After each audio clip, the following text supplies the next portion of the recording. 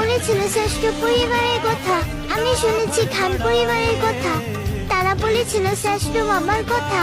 আমি শুনেছি আনোয়ার হোসেনের কথা।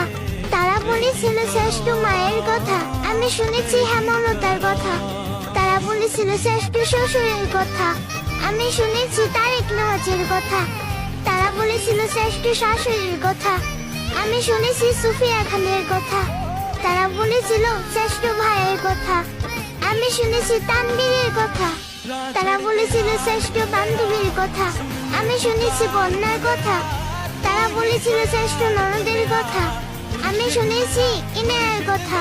তারা বলেছিল শ্রেষ্ঠ দেবরের কথা। আমি শুনেছি রাফিদের কথা।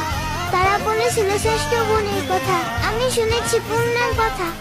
তারা বলেছিল শ্রেষ্ঠ যত্নশীল ও দায়িত্বশীল ভালোবাসার কথা।